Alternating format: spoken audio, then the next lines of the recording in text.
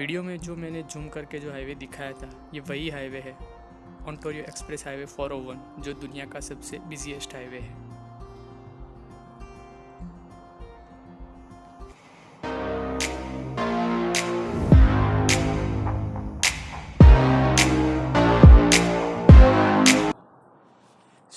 Hi friend, काफ़ी दिनों बाद वीडियो बन रहा है। काफ़ी बिजी था क्योंकि मेरा ट्रैवल सपोर्ट लेटर मुझे मिला, तो मैंने सोचा कि अब फ़्लाइट पकड़ते हैं और कनाडा चले जाते हैं। तो बेसिकली कनाडा में मैं ही हूँ। ठंड काफ़ी ज़्यादा है, उतनी भी ज़्यादा नहीं है कनाडा के हिसाब से, लेकिन इंडियंस को पहला विंटर काफ़ी हार्श लगता है। सो बेसिकली मैंने जो ये वीडियो बनाई है वो उसमें मैं शेयर करना चाहता हूँ कि मेरा इमिग्रेशन एक्सपीरियंस कैसा रहा था, क्योंकि काफ़ी स्टूडेंट को डर होता है। जब मैं आया था 24 सितंबर, तो उन दिनों काफ़ी चर्चा हो रही थी कि स्टूडेंट डिपोर्ट किए जा रहे हैं और ऐसा, तो काफ़ी डर का माहौल था कि कैसा होगा इमिग्रेशन, हमको तो डिपोर्ट नहीं किया जाएगा। और तो अभी जो स्टूडेंट आ रहे हैं 20 अक्टूबर के बीच में, तो उनके लिए ये वीडियो मेन होगा, क्योंकि उसके बाद तो शायद ट्रैवल सपोर्ट लेटर की कोई ज़रूरत नहीं होगी। लेकिन उसके पहले जो आ रहे हैं, तो मैं इतना ही कहना चाहता हूँ कि यूट्यूब पे जो भी अभी कुछ चल रहा है वायरल कि डिपोर्ट किया जा रहा है ऐसा, तो ऐसा कुछ मुझे तो लग नहीं रहा। मैं ऐसा नहीं बोला कि डिपोर्ट नहीं किया गया था, डिपोर्ट किया गया होगा और काफ़ी बुरा भी लगता है जिनको भी डिपोर्ट किया गया होगा, लेकिन उनका भी कोई रीज़न हुआ होगा, या तो कुछ डॉक्यूमेंट्स में प्रॉब्लम हुई होगी, या तो उनको इमिग्रेशन ऑफिसर्स को वो कन्विंस नहीं कर पा रहे होंगे कि क्यों आपका प्रेजेंस कनाडा में इम्पॉर्टेंट है। तो सबसे पहली जो चीज़ आपको इमिग्रेशन ऑफिसर को दिखानी होगी वो आपकी करेज और आपका कॉन्फिडेंस। अगर आप कितने भी आपके पास डॉक्यूमेंट्स आप लेके आ रहे हो, या आप मान लो कि चलो आपका कुछ भी है और ऐसा है, लेकिन आप अगर उनके सामने सही से आंसर ही नहीं दे पा रहे, तो उनका जो डाउट होता है वो यकीन में बदल जाता है कि ये बंदा कुछ ना कुछ गलत करके यहाँ पे आया है, या तो उसका डॉक्यूमेंट कुछ फेक है। तो पहली चीज़ आपको ध्यान में रखनी है कि आपको बिल्कुल डरना नहीं है। मैंने मेरी जो लाइन थी उसमें नोटिस किया कि जो बंदा कॉन्फिडेंस से आंसर दे रहा था, उनको वो 5 मिनट भी क्वेश्चन नहीं पूछ रहे थे। इवन मेरे केस में उन्होंने 2 ही क्वेश्चन पूछे कि आपकी इंस्टीट्यूट कौन सी है, तो मैंने उनका नाम बताया, और आपका प्रोग्राम कौन सा है, था मेरा सपोर्ट लेटर मांगा। 1 मिनट में मेरा स्टडी परमिट उन्होंने प्रिंट करके दे दिया। मैं ऐसा मानता हूँ कि सभी केस में ऐसा नहीं होता, लेकिन अगर आपका केस वर्स हो जाता है जब आप अपना कॉन्फिडेंस लूज़ कर देते हो, तो ये बात आपको ध्यान में रखनी है कि आपको कॉन्फिडेंस बनाए रखना है। पॉजिटिव न्यूज़ ये है कि लास्ट 10 डेज़ में कोई स्टूडेंट डिपोर्ट नहीं किया गया, तो बिल्कुल आप डर मत रखिए और आ जाइए। दिल्ली में तो मुझको कुछ पूछा ही नहीं था, सिर्फ मुझे ये पूछा था कि आप क्यों जा रहे हो, तो मैंने बोला पढ़ने जा रहा हूँ, बस दैट्स इट। उसके अलावा मुझे कुछ नहीं पूछा गया था।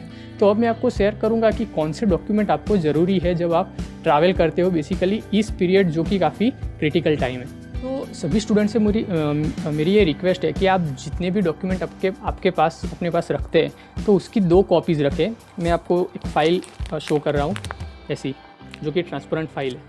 तो ऐसी आप 2 कॉपीज़ बना ले। एक आपके जो लैपटॉप बैग होती है उसमें रखें, और एक दूसरी बैग जो आप 7 या 8 kg की जो अपने पास रखने वाले उसमें भी रखें। और तीसरी चीज़, इसकी जो सारी की सारी जो सॉफ्ट कॉपी होती है वो आप अपने pen drive as well as आपके मोबाइल में या तो ड्राइव पे शेयर करके रखें। क्योंकि जब क्या होता है कि अगर आपको किसी डॉक्यूमेंट इमिग्रेशन ने आपसे मांगा और मान लो कि आपके पास वो डॉक्यूमेंट नहीं है, तो आप टेंशन में आ जाते हो। लेकिन उसके बजाय अगर आपके पास पेन ड्राइव में या आपके ड्राइव में होगा, तो आप कॉन्फिडेंस के साथ बोल सकते हो कि एक्चुअली अभी मेरे पास वो जो है वो मिस हो गया है, लेकिन मेरे पास उसकी सॉफ्ट कॉपी है जो मैं आपको दिखा सकता हूँ। तो सॉफ्ट कॉपी रखना आप मत भूलिएगा। अभी मैं आपके साथ शेयर करूँगा कि कौन से डॉक्यूमेंट आपको कंपलसरी रखने हैं और कौन से ऐसे डॉक्यूमेंट है जो मैंने रखे थे लेकिन कंपलसरी नहीं है। ओके, तो सबसे पहले तो जो होता है वो अपना ट्रैवल सपोर्ट डॉक्यूमेंट होता है, जो कि आपको दोनों एयरपोर्ट पे मांगे गए।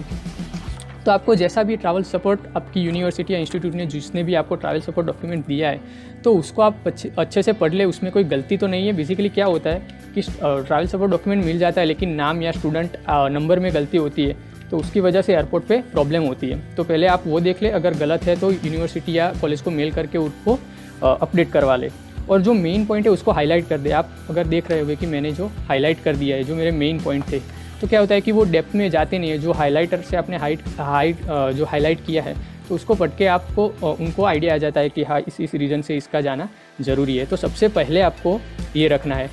और मेन चीज़ पासपोर्ट आपको बहुत अच्छी जगह रखना है ताकि क्या मतलब गुम ना हो जाए आपके। दूसरा जो डॉक्यूमेंट है वो है आपका क्वारंटीन प्लान। क्वारंटीन प्लान की फॉर्मेट काफ़ी सारी अवेलेबल है, एज वेल एज आपको कॉलेज या यूनिवर्सिटी भी आपको प्रोवाइड कर देगी, तो उसी फॉर्मेट में आपको आपका क्वारंटीन प्लान बनाना है।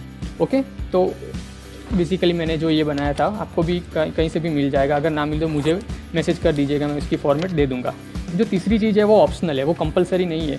अगर आपकी कॉलेज या इंस्टीट्यूट आपको बोलती है कि आपका क्वारंटीन प्लान हमें सबमिट करवाइए, तो आपको करवाना होगा। जैसे कि हमारे केस में था, मैंने अपना क्वारंटीन प्लान सबमिट करवाया था, तो उसका मुझे अप्रूवल मिल गया था कि आपका क्वारंटीन प्लान सही है, आप आने के लिए मतलब आपका क्वारंटीन प्लान सही है। तो मैंने ये उसकी प्रिंट आउट निकाल दी थी। अब जो डॉक्यूमेंट होते हैं वो बेसिकली सबसे उसके बाद आपको जो डॉक्यूमेंट रखना है वो आपकी वीज़ा कॉपी है, जो कि होनी चाहिए 18 मार्च के पहले की। अगर आप 20 अक्टूबर के पहले ट्रैवल कर रहे हैं तो, क्योंकि उसके बाद हो सकता है कि रूल्स चेंज हो जाए। ओके, तो उसके बाद आपको वीज़ा कॉपी रखनी है।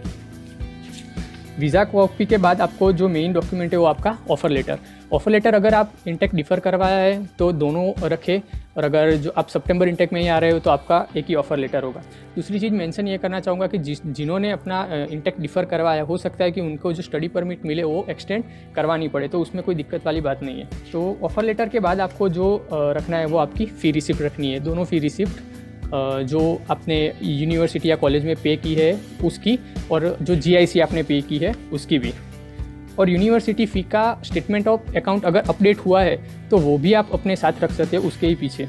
ओके, तो उसके बाद जो आपका डॉक्यूमेंट रखना है वो है आपका मेडिकल, बेसिकली ई-मेडिकल जो आपने किया है उसका। उसके बाद आपको जो रखना है वो है TRF। उसके बाद आपको रखना है बायोमेट्रिक इंस्ट्रक्शन लेटर्स। तो ये तो सारे जो डॉक्यूमेंट थे वो एकेडमिक पर्पज़ से सही थे, लेकिन कुछ और भी डॉक्यूमेंट है जिनके बारे में काफ़ी वीडियो शेयर हो रही है, और मैंने भी काफ़ी सारी वीडियो देखी थी कि अगर एयरपोर्ट पे आपको ऐसा पूछा जाए कि आपके ऑनलाइन क्लासेस है तो आप यहाँ पे क्यों आए, तो जनरली जो 2 कैटेगरी IRCC के द्वारा अपडेट की गई थी कि time zone difference and wifi connection का जो प्रॉब्लम था वो, तो दोनों आप एक डॉक्यूमेंट बनवा लीजिए जो मैंने बनाया था। क्योंकि मेरे एरिया में वाईफाई नहीं था, तो मैंने BSNL as well as GTPL जो कि एक प्राइवेट कंपनी है, तो दोनों की ओर से मैंने एक लेटर पैड में उन्होंने मुझे लिख के दिया था कि इस एरिया में वाईफाई अवेलेबल नहीं है, या तो काफ़ी देर के बाद हम दे सकते हैं उनको वाईफाई, अभी अवेलेबल नहीं है। और जो मैंने एफिडेविट भी करवाया था, तो आप ऐसा एक एफिडेविट करवा दीजिए कि मैं जो यहाँ पे मेंशन कर रहा हूँ वो सही है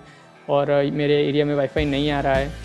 और अगर आपको जेन्युइनली आई की प्रॉब्लम है जो कि मुझको हुई थी कि मुझे नाइट लेक्चर्स की वजह से आई में इन्फेक्शन हो गया था, तो मैंने डॉक्टर ने ही मुझे प्रिस्क्रिप्शन में लिख के दिया था कि आपको रात तक देर तक पढ़ना नहीं है, तो वो भी मैंने अपने साथ कैरी किया था ताकि अगर उनको डाउट हो तो मैं डॉक्टर का प्रिस्क्रिप्शन उनको दिखा सकूं।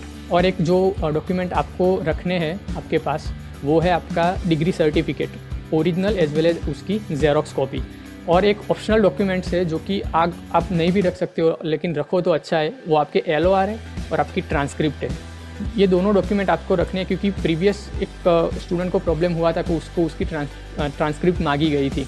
तो ऐसा ना हो कि आप हड़बड़ाहट में कुछ ऐसा कर दे, बेटर है कि उसके पहले कि आप अपना ये सारे डॉक्यूमेंट एक फ़ाइल में रखें। जितने भी डॉक्यूमेंट मैंने बोले वो सारे 2 फाइल्स में अटैच करके रखें। तो बेसिकली ये था मेरा इमिग्रेशन एक्सपीरियंस, जो कि कुछ ऐसा था नहीं जो मैंने सोचा था। मैं काफ़ी ट्रैवल करने से पहले डर गया था कि हमको भी डिफ़ॉल्ट ना कर दे ऐसा कुछ, लेकिन ऐसा कुछ डरने वाली कोई बात नहीं है। आप बिंदास आ सकते हो। ध्यान आपको इतना ही रखना है कि कॉन्फिडेंसली आपको कॉन्फिडेंस के साथ आपको आंसर देने हैं, और जो वो आपको पूछते हैं उसका आंसर आपको सही से देना है। Okay, I hope it helps.